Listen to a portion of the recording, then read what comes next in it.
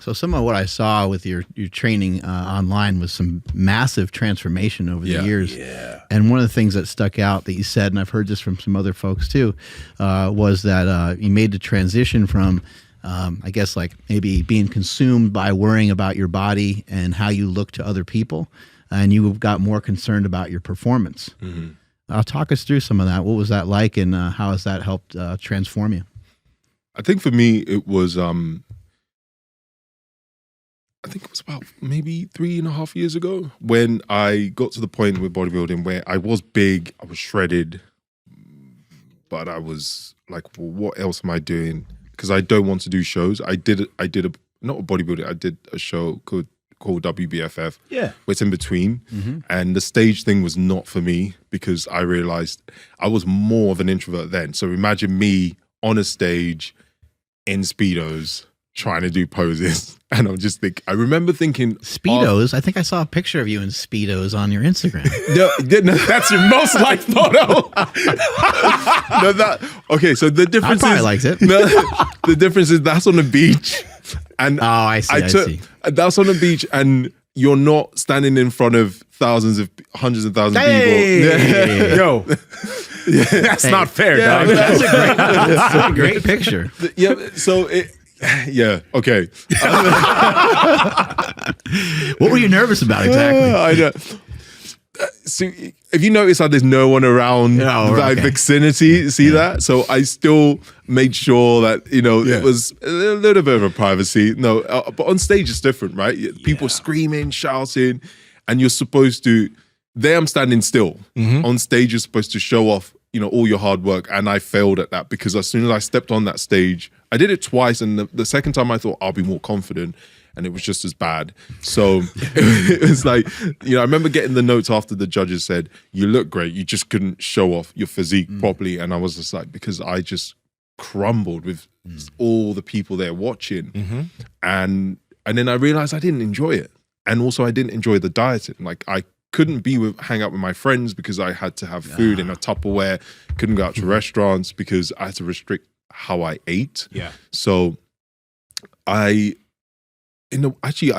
probably lost a lot of friends because of trying to diet down for shows. Because I just became antisocial. Like we can't hang with him anymore. Yeah, he won't eat carbs. He won't eat fat. Exactly. He won't drink a beer. Yeah. And to make it worse, I don't drink anyway. So it was like, you don't drink, and now you can't even eat with us because I would go to a restaurant and take Tupperware with me. Power Project family, how's it going? So no matter what diet you're on or no matter what supplements you take, it's necessary as you get older to know what's going on under the hood. That's why I've partnered with Merrick Health. They're the premium telehealth clinic owned by Derek from More Plates, More Dates. And we have a panel that will allow you to get all of your labs done and checked in a super easy fashion. Andrew, how can they get it? Yeah, you guys got to head over to merrickhealth.com/powerproject. That's MAREK health.com/powerproject. And at checkout, enter promo code PowerProject to save $101 off of this comprehensive panel. Links to them down in the description, as well as the podcast show notes.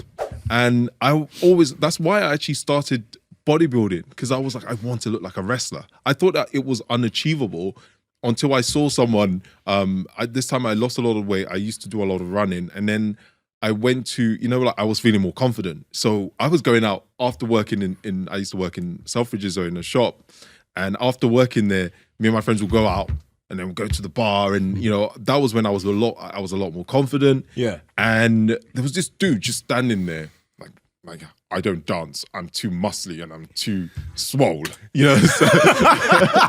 I got this stick up my ass. I can't move. Exactly. And I remember going up to him and I was like, how the hell do you look like that? That's impressive. I've never seen anyone outside of WWE with so much muscle. Yeah. And then he just said, do you go to the gym? I said, oh, no. I just do some running, don't eat much. It's like, well, you need to go to the gym, lift some weights, then you look like how I do. And I swear to you, the day after I signed up for a gym. Yeah. And I had no idea what I was doing. You're like the gym. Yeah, I know. yeah. I walked in, looked at all the equipment, and I remember I never used to have men's fitness magazines. I never bought any of that. I didn't want to waste my money on that, And then we didn't have YouTube. I always say to people, now you're lucky. Yeah, we did not have YouTube. We had no one to tell us. It was just like the bodybuilders, the Arnies, and I didn't know about Arnold then because I'm not interested in bodybuilding. I'm interested in WWE. I want to be a wrestler. Yeah. So I remember the first few months in the gym, just watching people, they probably thought I was the weirdest person. I did the same shit. There was this really jacked black guy when I was 13 years old at my gym. Yeah. So I knew he went to the gym at like 6 p.m. every day. So I'd run and I'd watch him lift. I'd be like, I'd just be copying his shit. That's exactly what I did. I literally copied people. I would see them. I'll be like, I don't know what this machine does. I'll stand in the corner. I'll just wait for someone to use it. I'm like, that's what you do. And then I'll go and use the machine. I did that for a long time. And it started to work because then I remember my family being Nigerian, being heavy set is seen as healthy. Yep. Right? So when I was heavier, it was Nsima, he's always got to eat like a cheeseburger and some French fries, right? My grandma used to say, where's the fat? You're wasting away. You're wasting away. Yes. It's like, Grandma, I'm 250 pounds. I'm 250. 250. Yeah. It's funny because when I was slightly heavier, I was chunky. So that was fine. That's normal for us. Yeah. And when I lost a lot of weight, it was a year of I did a lot of running. My choices was terrible. I restricted my diet a lot. And then, so that wasn't even as bad. It was worse than that. But the funny thing is I never used to take pictures of myself. So people will go, do you have pictures of back then? I was like, I didn't want anyone taking pictures of me because I hated the way I looked. Why would you want to have pictures of yourself? And it took me a while to actually like taking pictures of myself. And the only reason I started taking pictures of myself was because I started to look better. Yeah. That's why What's the timing difference? That's a long time. And Okay. this is how long did it take you I don't know, get in pretty good shape? I would say I was 21. Probably about 5 years. So you're 21 on the left there. So yeah, about 21 there, and then there. Not a bad physique, by the way. It's not a bodybuilding physique. Yeah, so that was you also don't lift at all there. Yeah, right, so that was kind of already. I've already started training though there. That's why I was doing like the pictures because everybody was doing, and I hated. It took me a while to actually even share this picture, the before one. And I hate this after one because when you're 21, so it's not. When you're 21, did you at 21 there? Did you have any lifting under your belt, or is that with no? So lifting? no, I did. So I started losing. I started to change the way I looked when I was about 18. Okay. Yeah, I was gonna say you look 18, a little 19. bit. You look a little bit trained on the left. Yeah. Like the arms and chest and. I would not allow anyone to take a picture. I would not take a picture when I looked my worst because I didn't want people to see that. I didn't even like shirt off. I didn't like the way I looked. So why would I want anyone else to see it? That's why it took me a while to actually post a transformation picture. But I remember it was quite a long time ago. I just feeling a lot more confident in how I looked to be like, you know what, I'm fine now. I'm sharing, what I look like and what my work from when I started. Well, not really when I started because I already started, to how I look now. And I just remember, I will never forget after years of lifting, then by accident, I don't know where we were, but we were out. It was with my friends, and I was already like quite big. And I saw that same guy, and I was bigger than him. Yeah. And then he was like, "What the hell happened?" I was like, "Yeah, I took your advice. Thank you." I'll never forget it. I still remember his name Francis. I remember his name. Yeah. That's how he was a big black dude. So Francis, he was Nigerian too. And this is awesome. And that's why I'll never forget his name because because of him, I started to lift. And there's always something that happens that will make you change, or something that happens that forces you to, or will make you remember why you did certain things that makes big impact on your life. So for me, the only reason I got shredded and did stage shows was because I worked in a gym, and one of the PTs, Tristan, he was the one that said to me, "You're wasting your potential. You need to shred down and do a show." And thankfully I said yes, because I didn't really think I could ever be shredded, because being shredded was, again, a different level to being muscly. Yeah. Because you can be muscly but not shredded. And if I hadn't said yes to him and gone through the whole chicken, rice, and broccoli, just 6 times a day, jeez, I can't eat broccoli now. I can't eat tuna. Ever tin tuna I can't do anymore, and broccoli sometimes makes me sick. But do you think you could have diet, like with all you know now, Right. as far as calories and stuff, and don't you think you could have dieted in a different way to get that lean? Oh, with all I know now, absolutely. We made so many mistakes. Yeah. So many mistakes and so many silly things. I mean, but at the same time, one of my friends actually said, well, maybe you had to make that mistake to know that you should never, ever, ever do that again. So in a way, although, yes, it wasn't optimal, but it was what worked for then. And because I did that, that was how the whole social media career started for me. If I hadn't done all of that and listened to him, I would never have gotten leaner. Because when you're shredded, I don't know if you, I mean, most of us did. We took loads of pictures, and then you start drip feeding the pictures every week. You're like shredded TBT. Back to when I was shredded. I remember TBT. that. It would be like Throwback Thursday. Throwback Thursday when I was shredded. Yeah. So that was the main thing that got me to, well, people to start to recognize what I do and recognize my physique. I got a question here. How did you get big? Because it's one thing to be lean, Right. but you're big. How'd you get, like, what, was there a particular style of training, or do you think you just responded well to training? Was there something specific that you did? Honestly, it was old school way of getting me. It was just bulking and then training. I bought the Arnold encyclopedia of bodybuilding. Yeah. I bought that, and I was just like, and then reading all of that, and then with dieting, I started to learn what bulking was. And how heavy did you let yourself get? Like, what was your heaviest on like a bulk? 115, 116 was around my heaviest. Wait, how much do you weigh now? Because you still look dense. I'm about 113, well, 114 after Christmas, but 112 is what I try and stay, well, 110 is what ideally I want to be at. Because that is not too heavy that I can, because now so you're around 112? Yeah. We're the same weight.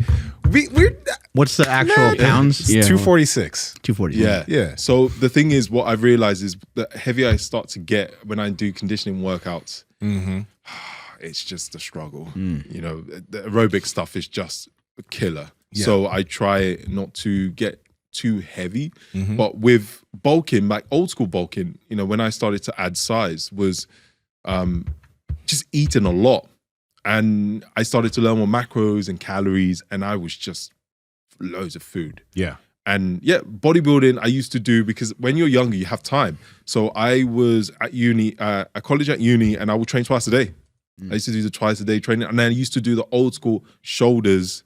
So one single body parts. You know, now everybody's like, no, you don't need to do that anymore. You can do full body. You can do push pull. I found that to be really motivating, just to pick one body part, because it's like really simple. Oh, I'm just going to do shoulders today. I found it's easy to be consistent with that. Yeah. So I mean, now there's so many scientific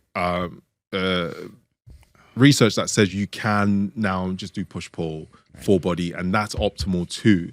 But I did the old school way. You know how bodybuilders would do shoulders in the morning, maybe like back in the evening, you know, biceps in the morning, and you know, something else in the evening. I did that. I had the time.